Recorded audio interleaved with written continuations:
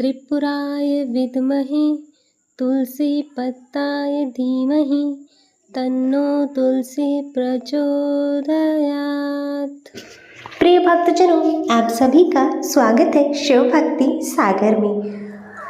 प्रिय भक्तों, तुलसी माता के इस गायत्री मंत्र का जाप करने से मन शांत होता है तथा मन में सेवा भाव का संचार होता है और इस मंत्र को ध्यान करने से ग्रह क्लेश आदि बाधाओं से मुक्ति मिलती है।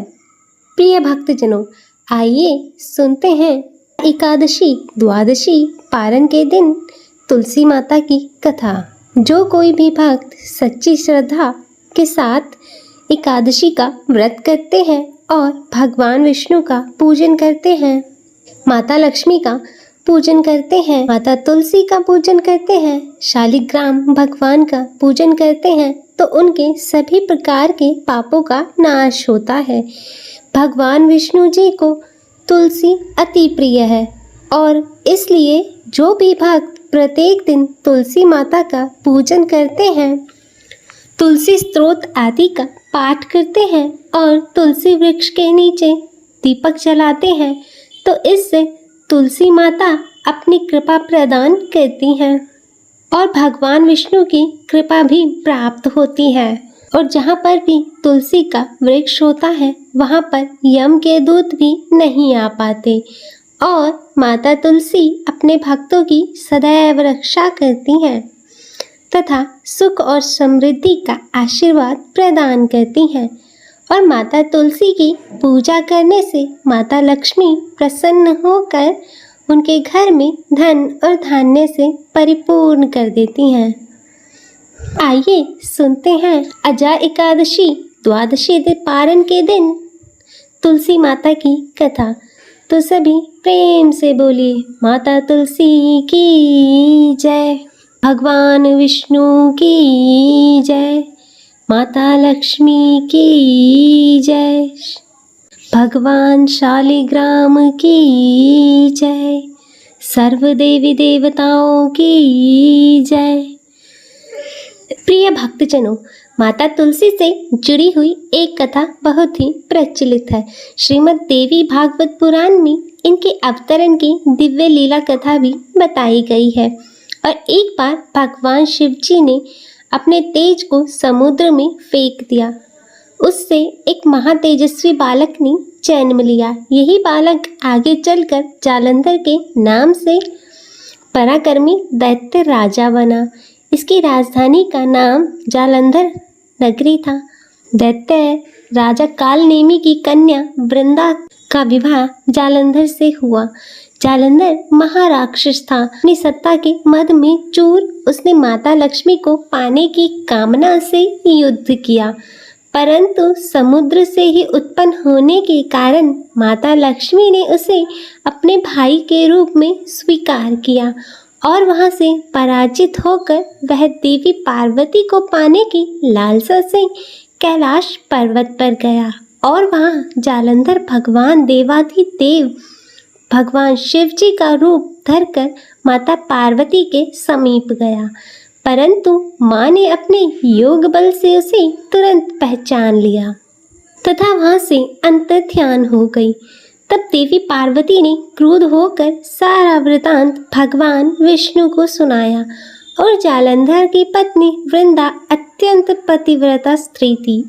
उसी के पतिव्रत धर्म की शक्ति से जालंधर ना तो मारा जा सकता था और ना ही पराजित होता था। इसीलिए जालंधर का नाश करने के लिए वृंदा के पतिव्रत धर्म को भंग करना बहुत ही जरूरी था। इसी कारण भगवान विष्णु ऋषि का वेश धारण कर वन में जा पहुँचे, जहाँ वृंदा अकेली भ्रमण कर रही थी और भगवान के साथ दो मायावी राक्षस भी थे, जिन्हें देखकर वृंदा भयभीत हो गई और भगवान विष्णु जो कि ऋषि के वेश में थे, उन्होंने वृंदा के सामने पल में दोनों को भस्म कर दिया और उनकी शक्ति देखकर वृंदा ने कैलाश पर्वत पर महादेव के साथ युद्ध कर रहे अपने पति के बारे में पूछा। तब ऋषि ने अपनी माया जाल से दो वानर प्रकट किए। एक के हाथ में जालंधर का सिर था तथा दूसरे के हाथ में धड़। और अपने पति की यह दशा देखकर वृंदा मूर्छित होकर गिर पड़ी और होश में आने पर उन्होंने ऋषि रूपी भगवान से विनती की वह उसके पति को जीवित करें। तब भगवान ने अपनी माया से पुनः जालंधर का सिर धड़ से जोड़ दिया, परंतु वह स्वयं भी उस शरीर में प्रवेश कर गए। वृंदा को इस छल का जरा भी आभास न हुआ। जालंधर बने भगवान के साथ वृंदा पतिव्रता का व्यवहार करने लगी, जिससे उसका सतीत्व भंग हो गया। और ऐसा होते ही वृंदा का पति जालंधर युद्ध में हार गया। और इस सारी लीला का जब वृंदा को पता चला तो उसने क्रुद्ध होकर भगवान विष्णु को शिला होने का श्राप दे दिया तथा स्वयं सती हो गई। जहाँ वृंदा भस्म हुई वहाँ तुलसी का पौधा उत्पन्न हुआ और भगवान विष्णु ने वृंदा से कहा, हे वृंदा, तुम अपने सतीत्व के कारण मुझे लक्ष्मी से भी अधिक प्रिय हो गई हो।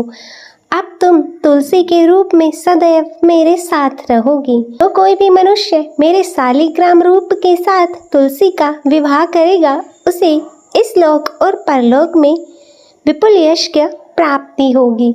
प्रिय भक्तों, जिस घर में तुलसी होती है वहाँ यमदूत भी असमय नहीं जा सकते। गंगा व नर्मदा के जल में स्नान तथा तुलसी का पूजन बराबर माना गया है, चाहे मनुष्य कितना भी पापी क्यों ना हो। मृत्यु के समय उसके प्राण मंजीरी रहित तुलसी और गंगा जल मुख में रखकर निकल जाते हैं। वह पापों से मुक्त होकर वैकुंठ धाम को प्राप्त होता है। जो मनुष्य तुलसी व आंवलों की छाया में अपने पितरों का श्राद्ध करते हैं, उसके पितरों को मोक्ष प्राप्त होता है। भक्तों, उसी दैत्य जालंधर की यह भूमि जालंधर नाम से विख्यात है और सती वृंदा का मंदिर मोहल्ला कोट किशनचंद में स्थित है। कहते हैं इस स्थान पर एक प्राचीन गुफा भी थी जो सीधी हरिद्वार तक जाती थी। सच्चे मन से 40 दिन तक सती वृंदा देवी के मंदिर में पूजा करने से भी सभी मनोरथ पूर्ण होते हैं।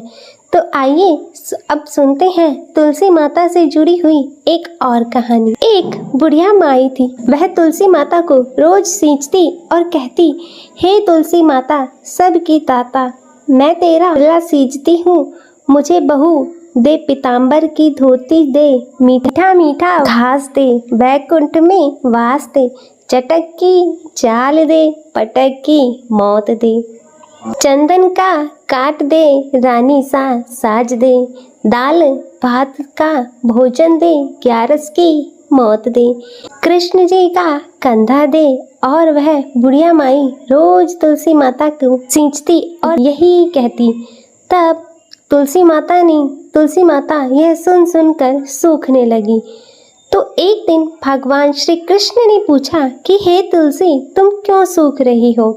तब तुलसी माता ने कहा कि एक बुढ़िया रोज आती है और यही बात कह जाती है, मैं तो सब बात तो पूरा कर दूंगी, लेकिन कृष्ण का कंधा कहाँ से लाऊंगी?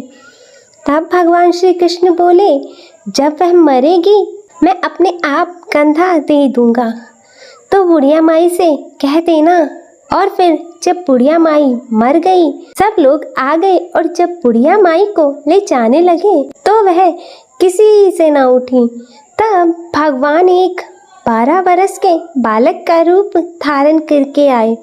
तब उस बालक ने कहा, मैं माई के कान में एक बात कहूँगा तो बुढ़िया माई उठ जाएगी। और बालक ने कान में कहा, बुढ़िया माई मन की निकाल ले, पीताम्बर की धोती ले, मीठा मीठा घास ले, वैकुंठ का वास ले, चटक की चाल ले, पटक की मौत ले, कृष्ण जी का कंधा ले।